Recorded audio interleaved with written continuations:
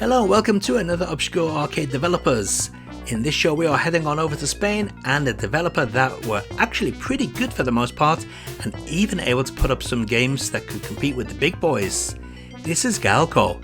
Sadly, as of 2007, Gaelco develops electronic dart machines under the name of Gaelco Darts. Their last arcade game was Tuning Race, which saw released in 2005.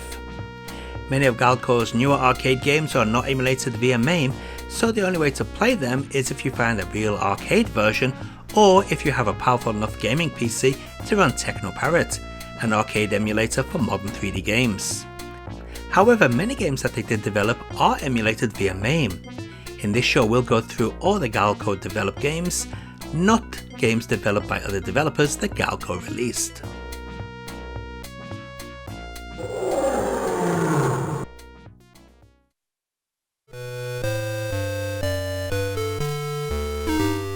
Gaelco's first game was a quiz title called Master Boy, which originally came out in 1987. There are Spanish and Italian versions of this game, but no English option. I'm playing the movie quiz category here, and despite not speaking Spanish, I'm doing rather well. There are many different categories, so there is something for everyone. I'm not sure how many questions per stage, but I can tell you that if you lose 3 times, it's a game over, unless you add another credit.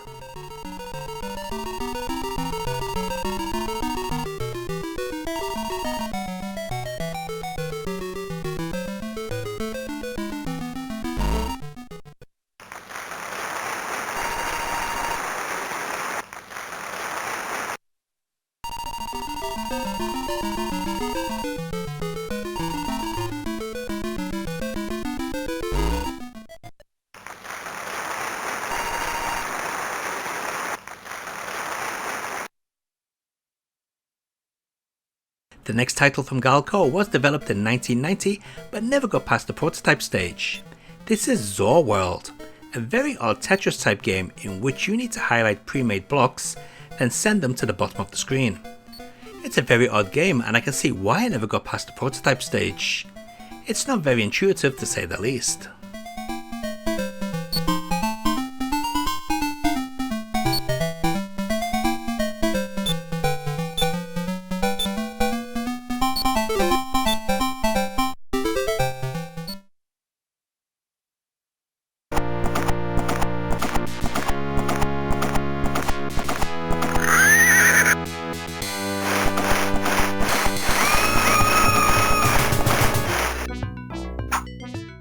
Gaelco's first true game came out in 1991.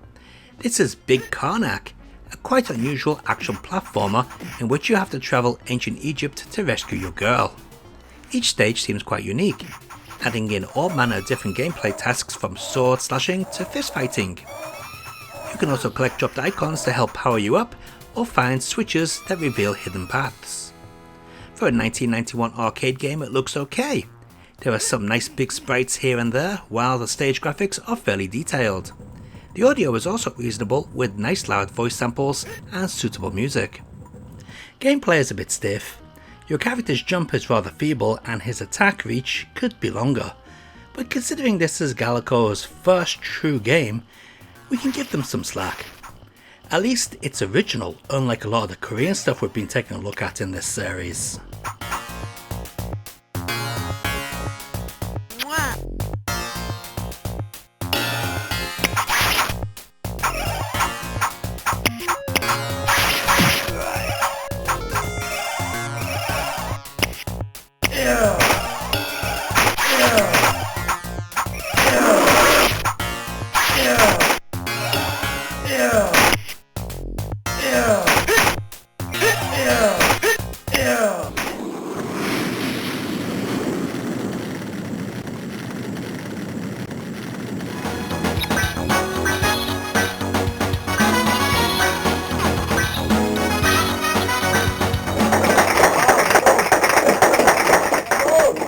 It's not something you would really consider as an arcade game, but in 1992 Gaelco decided why not, and this is what we got. I like the presentation on this one. It truly does have that early 90s arcade feel, kinda like a Neo Geo title in a way. It also plays quite well for what it is. I especially like the crowd that pops up at the bottom of the screen once a point is scored. I like it.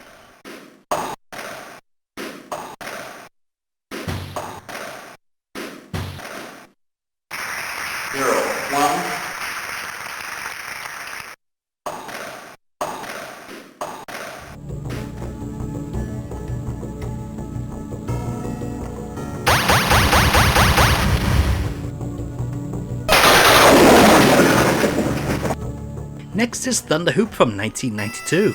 With a name like Thunder Hoop, you'd be forgiven in thinking this was a basketball game. In fact, it's a batshit crazy platformer which must have been conjured up during some sort of high tripping session. In a way, it reminds me a little of a Euro computer game, but one that actually runs at 60 frames per second with good gameplay. In fact, this is a pretty good, if not a hard game. It's one of those platformers where you need to think about what you're going to do, as well as staying alert. There's so much wackiness that you just want to keep going to see what's coming next. I do wish that your character had more than just one hit point, but at least when you die you are spawned back pretty close to where you died, so it's not too bad. I'd recommend this one.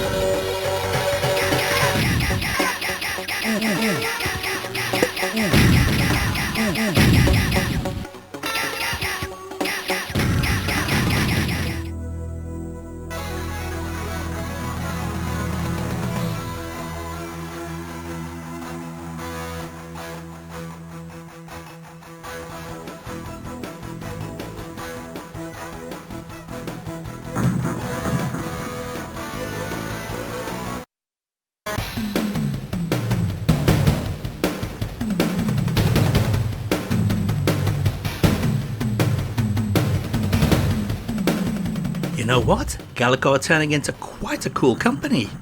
This is their 1994 release, Alligator Hunt. A really crappy name, but an awesome game. Think of Cabal or Wild Guns, but starring two short fat guys on skateboards that suddenly end up in a spaceship blasting aliens across space.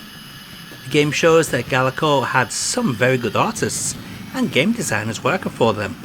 The presentation in this game for 1994 is right up there with some of the great Japanese titles of the time.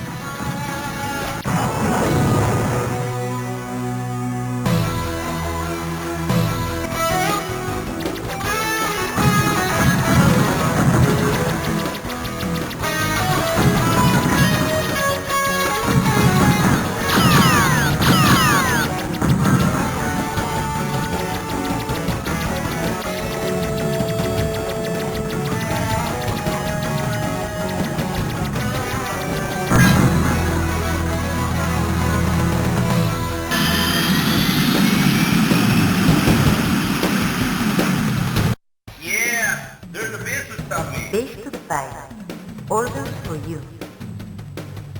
Stop the floor and tell me what's up. First, destroy their computer center. Then, crash their military base. I'll be back.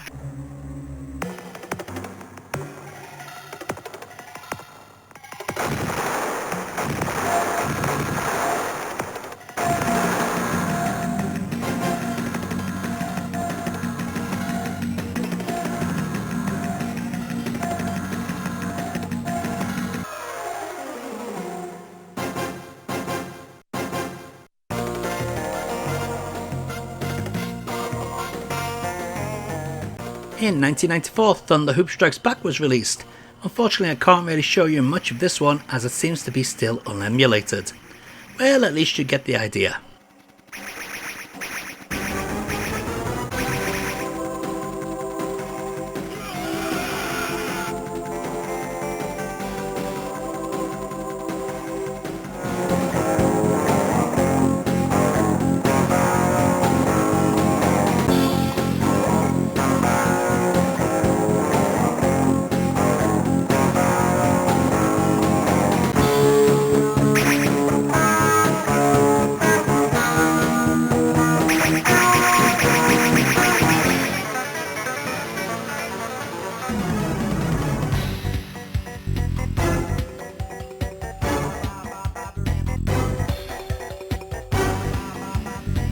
touch and go.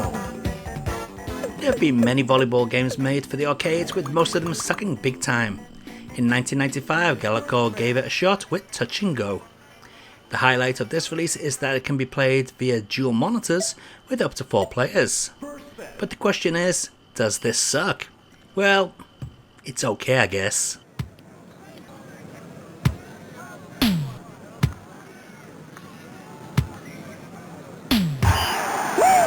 Twirl, 11.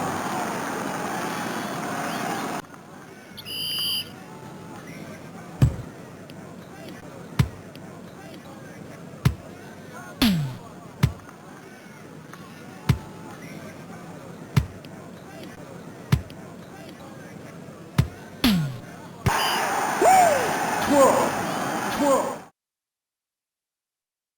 1996's release is a rather lame columns knockoff that basically forces you to make combinations fast, otherwise you'll run out of time. I can see why the release was rather lame, because something big was about to come from Gaelco.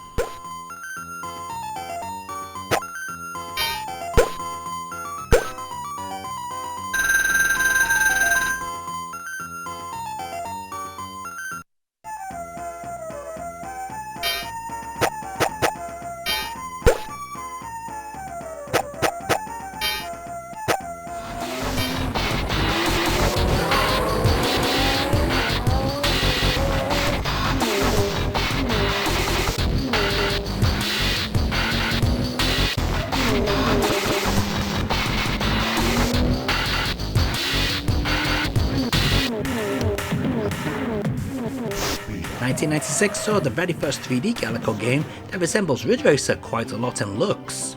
And get this, in the US it was actually Namco who distributed the game. Sadly, Speed Up doesn't play anywhere near as well as Ridge Racer. The cars, while allowing you to drift, don't have the same amount of control. Actually, in this footage, it may look as if the cars are quite twitchy. That's actually due to how I have the control set up. On a real arcade machine, it doesn't look like that. Unlike a conventional racer, in Speed Up you play in qualifying rounds. If you come last, it's game over. This decision is a strange one for an arcade racer, as it really breaks up the excitement of the race. Something you don't want to do in an arcade racer. Speed Up isn't a bad game, but it most definitely is not in the same league as Ridge Racer, Daytona USA, or even Gaelco's GP 24 Hours.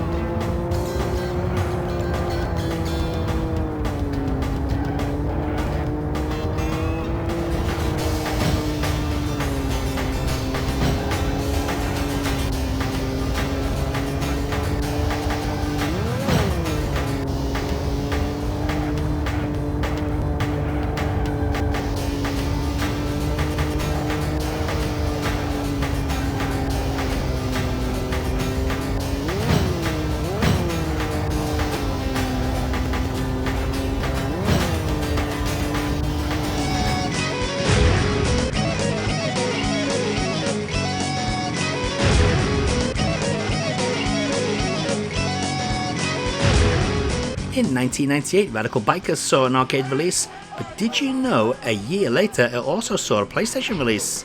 Yeah, I didn't know about that.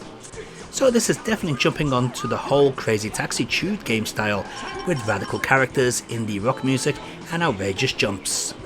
Basically get to the end of each section while delivering pizza. Or at least I guess that's the aim. I couldn't actually figure out how to do anything related to pizza.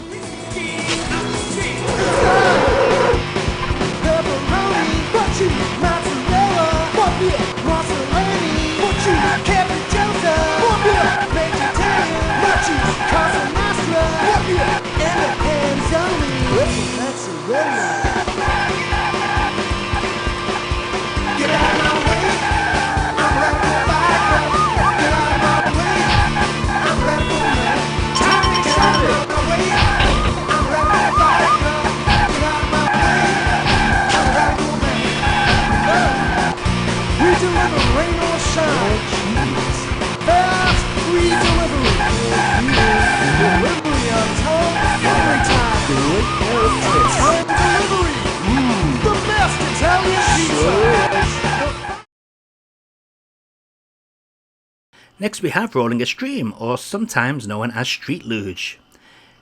Sadly, the emulation for this title has many graphical issues and lacks sound, but at least I can show you the game running with dubbed over music from another Gaelco game. Basically, this is Road Rash on a luge, but what a fantastic title it is! The areas are well themed with loads going on and designed to give you that close call thrill. The original arcade game uses 2 joysticks that allows you to tilt from side to side, as well as punch and brake, thanks to each stick containing 2 fire buttons. If you ever get a chance to play this in the arcade, I seriously recommend it. It's so good that Namco actually released it in the States.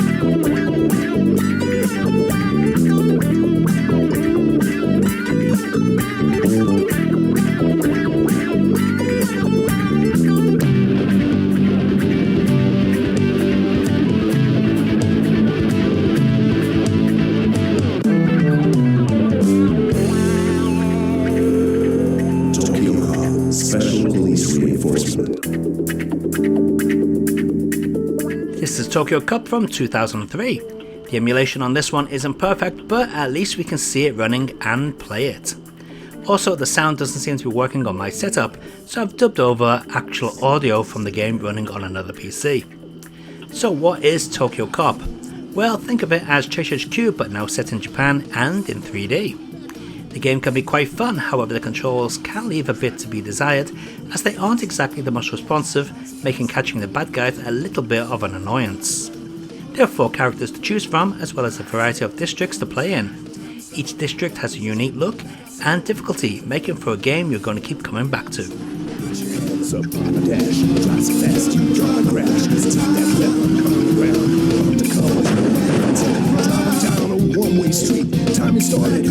Police! Freeze! Don't move! Mission report. Promoted to Sergeant. Target search. Search completed. Select your car.